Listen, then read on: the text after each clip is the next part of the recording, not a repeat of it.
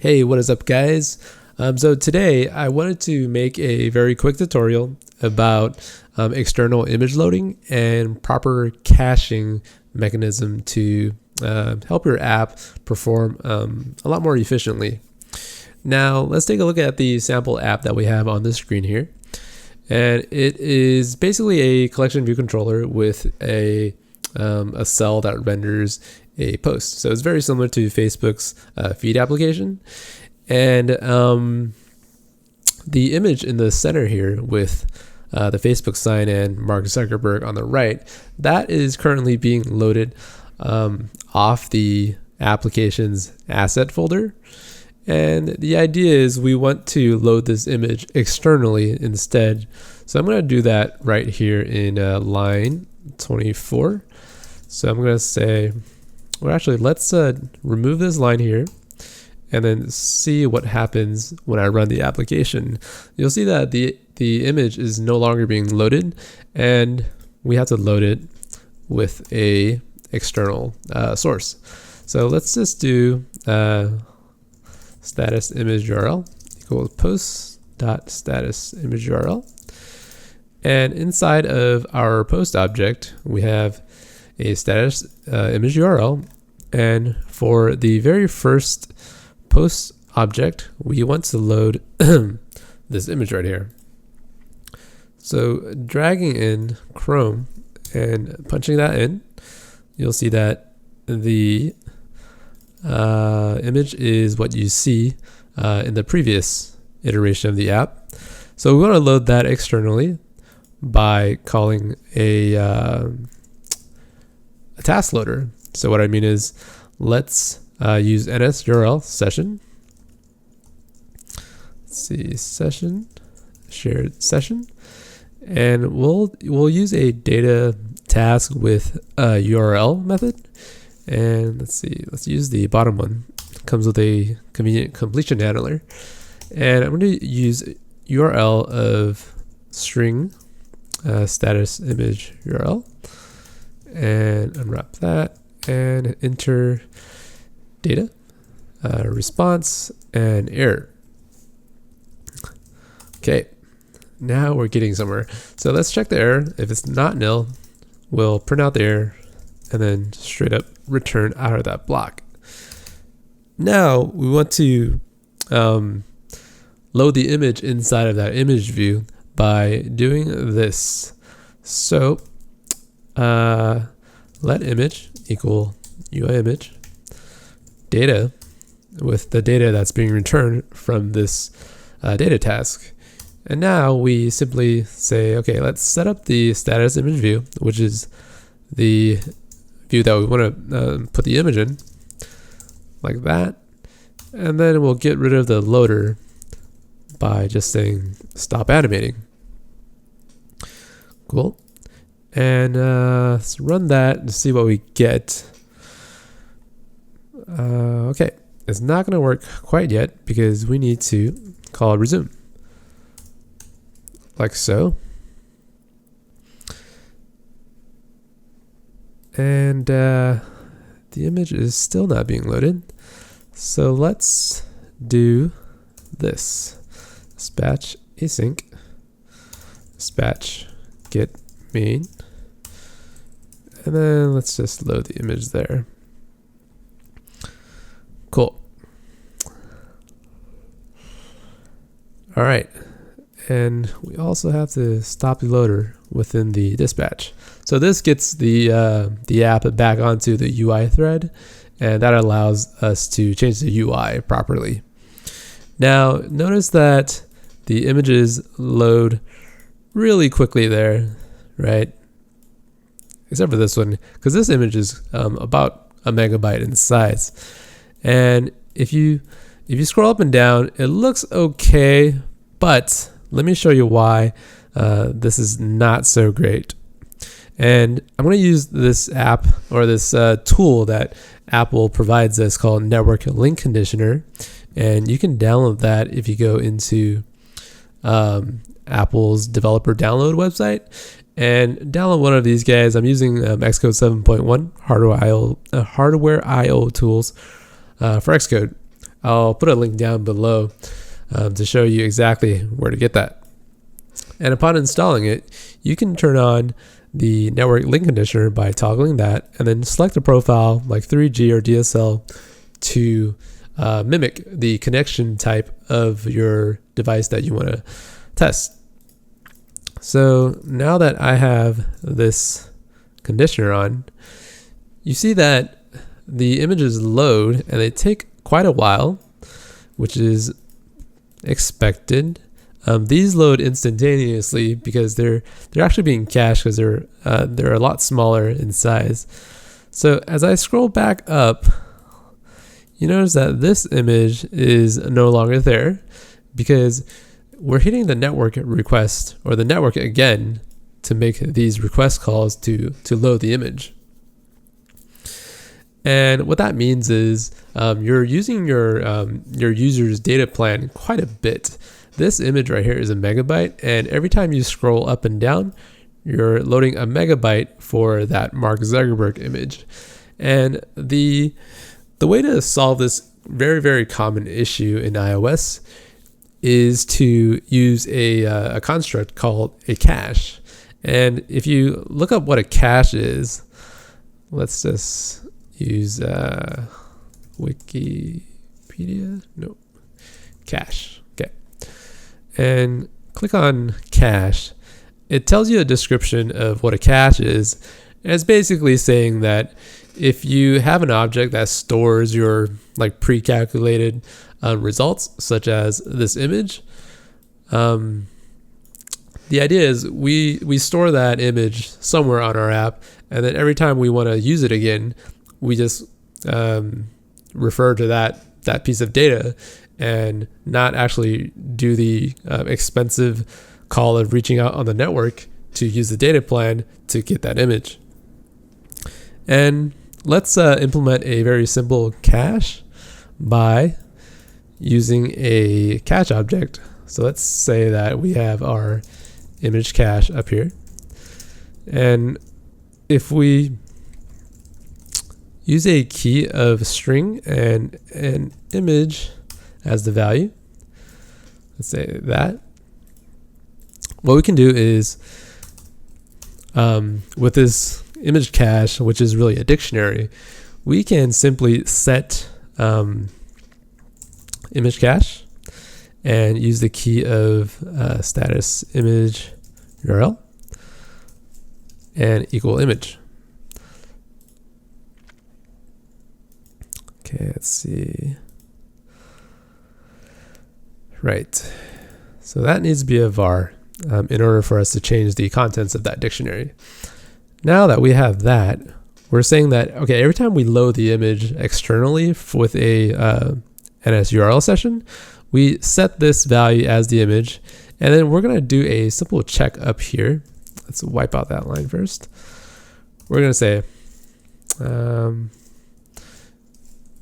if, no, we're going to go in this block here. We're going to say if image cache, actually we're going to say if let image equals image cache status image URL,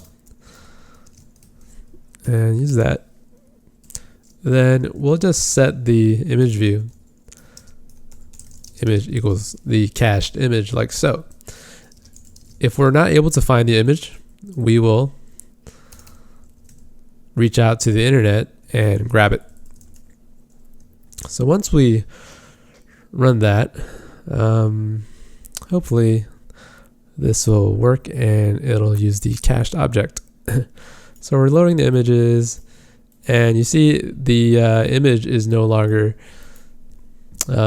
required to hit the network to reach out and process this very expensive task of getting the image. So that loads, and this is all there. And now we're not powering up the network on the actual phone, which is pretty battery intensive, and we're also not wasting the user's data plan, which is also pretty expensive in terms of like real money, like real cash, right? Real money that you don't want your users to be spending. Now let's talk about the proper way of implementing a cache, or actually using a cache. Now there's one drawback to using a dictionary like this, and that drawback is namely when your app grows in size. So you can imagine if you had 100 cells that are rendering images, and you store every image inside of this cache. The drawback to that is your app is going to grow in terms of size and memory, and Apple pretty much kills your app if your app is too large. And what that means is you're kind of required to clear out this cache if your memory receives a warning, and that warning comes in your controller. So inside of did receive warning, you'd have to say, okay, image cache equal nil. That'll just what we call flush the cache, and then everything inside the cache disappears. Let's see. So let's ignore that warning there. That's the idea. Now the easier way of implementing a flush, or a way to make sure your cache doesn't grow too large, is to use a built-in cache object called an NSCache. So Apple has built a very useful cache for us already, and let's store the object inside of this cache instead. Now the way to use this NSCache object is to say, okay, image cache set object, and for key, object will be image, and then key is status image URL, like so. And let's see, what's C complaining about? Okay, so we need to unwrap this image. And now for image cache, we instead will use a object for a key, and that key is status image URL.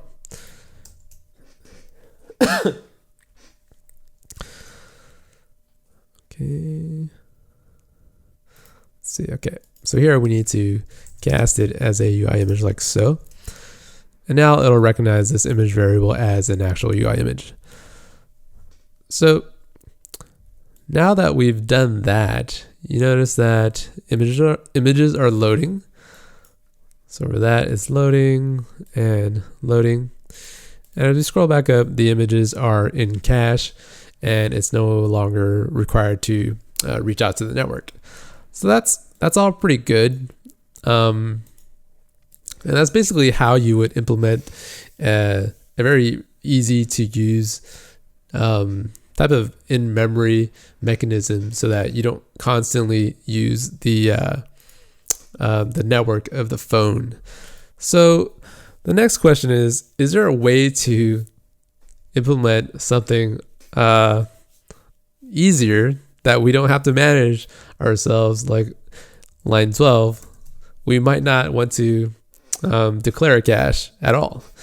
So the trick is, if we wanted to remove this cache, we could, and then we could also remove the cache accessing, and then let's see, like that,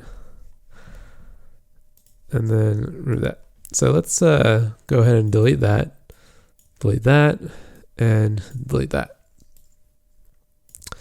So going back to where we're at right now is the previous state, where we reach out to the network and then we grab the image and set it, which does that. And then as we scroll, we have to repeat that process where we reach out to the network. And if you notice, there's a third image right here and this fourth image, they never require any type of loading. As you see here, it just comes in instantaneously. And that is because these images are a lot smaller in size. So they're able to be cached internally by the default NSURLSession cache. So NSURL has a default cache where it actually stores your HTTP calls, so that if you reach out to the network and if you've done that very same request, it just reaches into the cache and then returns you the object. So the reason why these images are not being what we call cached in the default cache is because the sizes of these images are quite large. So I'm going to open up here. So that Mark Zuckerberg background image is 554 kilobytes, and this Bill Gates image, I believe, let's see, Bill Gates. So that is a 93 kilobyte file, roughly. Yeah. So the way you fix that is we just have to bump up the cache size of NSURLSession. So the way we do that is we create a NSURL. Okay, let's create a URL cache. Equals NSURL cache. And then we have to specify memory capacity, disk capacity, and some kind of disk path. So let's say memory capacity is equal 500 megabytes. So that would be 500 times 1024 times 1024, because this is specified in bytes here, and a byte is calculated like, or a megabyte is made up of 1024 kilobytes, and each one of those kilobytes is made up of 1024 bytes. So that's the math behind it. And for disk capacity, we will just say disk capacity. Let's see that, and we'll specify the same thing and use that here. And for disk path, you can say my disk path. Doesn't matter so much what it is called. And so, let's see. I have a bit of code here that says, okay, NSURL cache, set shared URL cache, and we'll just use this shared URL cache. And then, so this view did load, we'll fire this code. And then now let's see what happens now that we have a 500 megabyte cache. So the image loads, and then it decides to load this one and this one, because we're now using a new caching mechanism that we're setting instead of the default cache. So we scroll up, and you notice these images come in, and they all come in instantaneously without reaching out to the network again. And so that's how you would fix the default cache to cache these rather large images. So, you know, there are trade-offs to specifying such a large cache that you have to be aware of. And if your app uses up the entire cache, it's going to eventually be killed off by the OS if you, let's say, switch to another app, and it sees that your app is the largest that is currently running. It'll decide to kill that off as priority number one, and then it goes down the line to figure out which other apps to kill off. So that is the entire lesson for today. Not a lot of UI, but this is a common issue about image loading that always comes up. And there are libraries such as AF Networking, SD Web Image that implements a very good cache in those libraries as well. So you don't have to worry about this so much. Now, if you're curious about how everything works, like me, you're definitely going to want to try out implementing one of these caching methods so that you can figure out how much data you're using and how fast your images are coming in without the network and with the network. So I'm going to provide the link to the network link conditioner and also the completed project of this sample app, hopefully with some comments and including multiple ways of caching. And I think that's pretty much it. If you liked this video, make sure to hit like, subscribe, and comment. It really helps. Yeah, that's it. Enjoy coding, and make sure to let me know if you have questions about things you want to like topics that you're not really sure how it works in iOS. Yeah, just let me know. All right, thanks for watching. Bye bye.